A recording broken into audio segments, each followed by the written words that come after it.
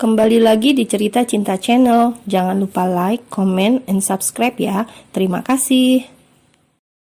Sebuah bandara, terlihat dua sosok gadis, Melly dan Bella, sudah siap dan rapi. Keduanya memakai kacamata hitam yang keren, nampak fashionable. Mereka berdua memakai kacamata bukan cuma buat gaya-gayaan.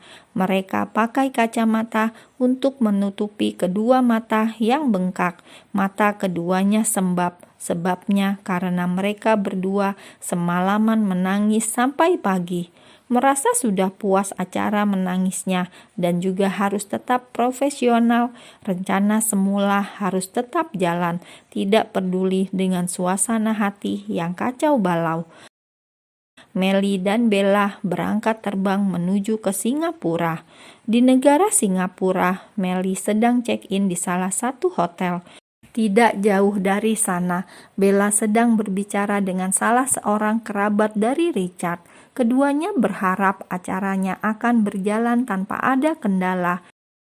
Setelah berjabat tangan, Bella meninggalkan orang tersebut. Bella berlari kecil mendekati Melly. Karena tidak hati-hati, Bella menabrak seseorang. Bruk!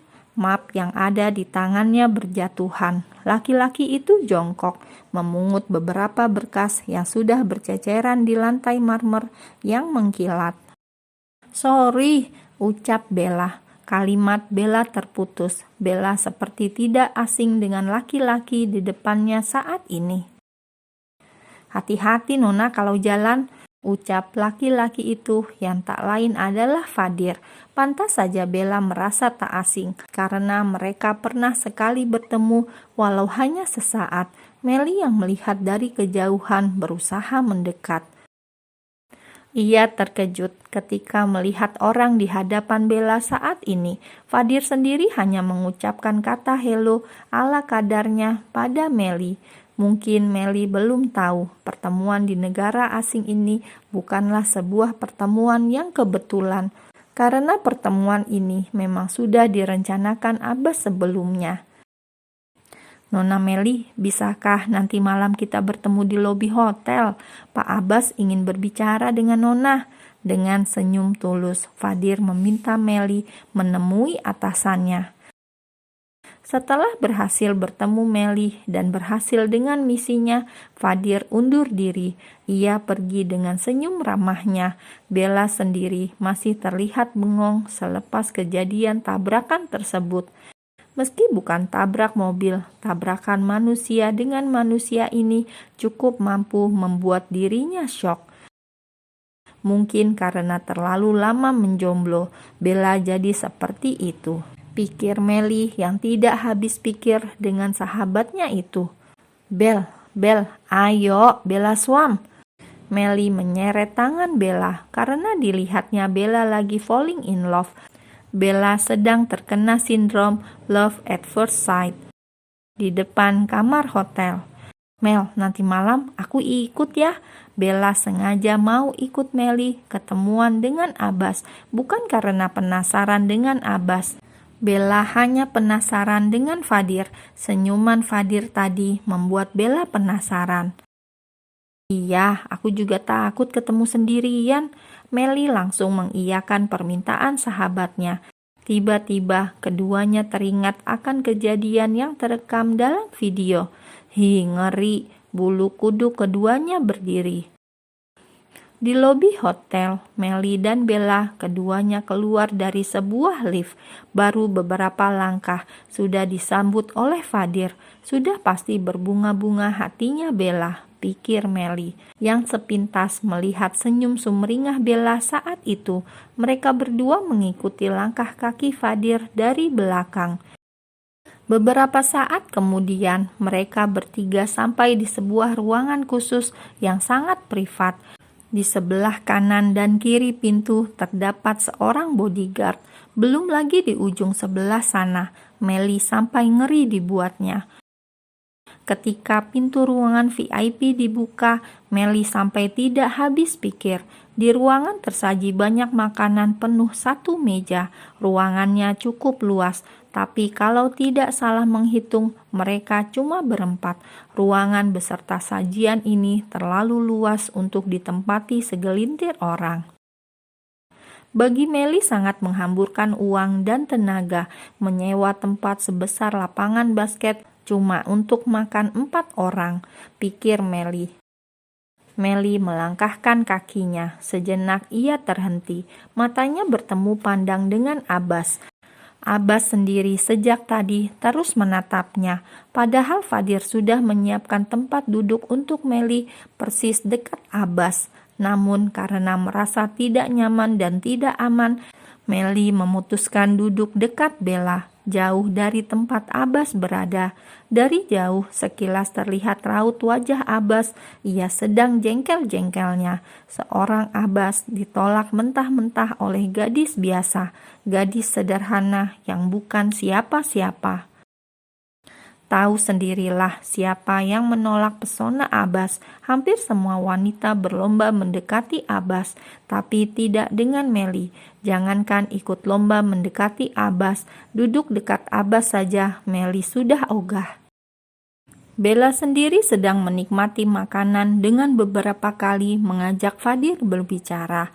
Lain halnya Abbas dan Meli. Keduanya makan malam dengan suasana kedukaan masing-masing. Setelah acara makan malam selesai, Fadir sengaja mengalihkan perhatian Bella. Ia sengaja membuat Bella sibuk dengannya, karena Fadir ingin memberikan kesempatan bicara pada Abbas dan Meli.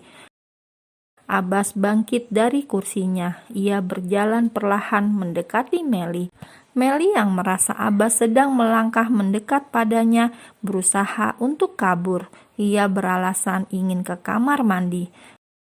Meli melarikan diri ke kamar mandi dengan sangat cepat. Dia tidak sadar Abbas mengikuti dirinya dari belakang. Meli mencuci tangan dan pandangannya menerawang di atas bayang-bayang kaca yang memantulkan wajahnya. Ia memijit-mijit keningnya yang terasa pusing, tidak tahu harus berbuat apa lagi. Mengenai video ancaman itu, haruskah ia bercerita pada Abbas? Rasanya ia ingin berteriak saja saat ini. Beberapa saat berlalu, Meli keluar dari dalam kamar mandi. Ia langsung terkejut karena Abbas sedang menunggunya. Abbas bersandar pada dinding. Setelah melihat Meli keluar, ia lantas berdiri tegap. Suasana kaku dan canggung jelas tergambar saat ini. Meli berjalan tanpa menoleh pada Abbas, sedangkan Abbas sendiri dibuat menahan sedikit amarah. Karena Meli benar-benar tidak menoleh padanya, ia merasa sedang dicuekin oleh Meli, gadis bukan siapa-siapa. Keduanya kembali duduk, namun tiba-tiba Abbas bangkit kembali. Abbas menarik pergelangan tangan Meli. Ia membawa Meli ke balkon. Pemandangan malam di atas gedung itu sangat indah. Jutaan lampu di bawah sana seperti bintang yang jatuh di atas tanah. Abbas pun mulai mengeluarkan suara. "Saya tahu mereka sudah mengirim video itu padamu." Meli diam sejenak. Bagaimana Abbas bisa tahu? Padahal baru kemarin ia mendapatkan pesan video itu. "Kamu jangan heran, aku memberimu kesempatan. Bertanyalah selagi aku bersifat lunak." Kata-kata Abbas terdengar seperti sebuah ancaman bagi Meli. Tidak ada yang ingin saya tanyakan." Meli mencoba pergi, tapi tangannya masih digenggam oleh Abbas. "Saya rasa saya sudah tidak punya urusan sama Anda," ucap Meli sedikit marah. Ia merasa sedikit marah, sakit, dan terancam karena Abbas menggenggam tangannya dengan sangat erat. "Tapi saya merasa masih punya urusan sama kamu, Mel." Keduanya pun saling menghujamkan pandangan yang tajam. Entah pikiran apa saja yang memenuhi kepala keduanya. Meli dan Abbas beradu tatapan yang sama tajamnya. Meli menghempaskan tangannya dengan kuat. Tubuhnya yang kurus terpelanting ke belakang. Untung saja Abbas sigap dan langsung menangkap tubuh Meli. Abbas merangkul pinggang Meli agar tidak jatuh terpelanting ke lantai. marah bercampur malu. Meli mendorong tubuh Abbas yang tadi mendekapnya. Bukannya berterima kasih, Meli malah marah. Melihat reaksi Meli membuat Abbas semakin kesal dibuatnya. Meli berlari ke dalam ruangan. Ia memanggil-manggil Bella yang tak kunjung ia jumpai. "Bella, di mana Bella?" Bella kini sedang kasmaran. Ia dan Fadir sedang asik berduaan di taman rooftop. Mereka berbincang santai mengenai masalah pekerjaan dan hal-hal receh lainnya. Meli masih berjalan ke sana kemari, namun keberadaan Bella tak kunjung diketahuinya.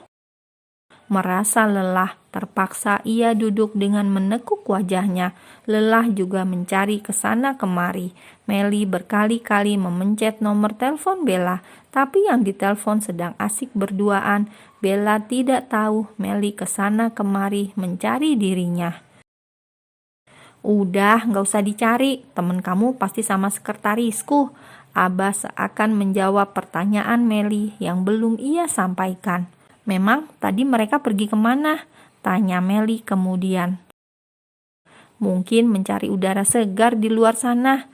Abbas menerawang jauh melihat pemandangan dari atas gedung.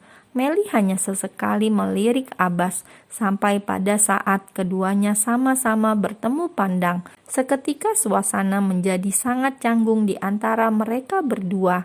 Meli pura-pura mengecek telepon genggam miliknya.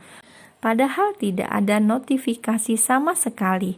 Hati kecil Meli berdesir. Meski ia tidak begitu menyukai sosok Abbas, tapi saat ini ketika Abbas menatapnya, itu cukup membuat hatinya berdebar. "Sadar Meli, sadar Meli." Meli mulai komat kamit membacakan mantra untuk dirinya. Jangan sampai dia jatuh cinta dengan Abbas. Jangan, pokoknya jangan. Terlalu kentara takdir yang buruk di antara ia dan Abbas, batin Meli.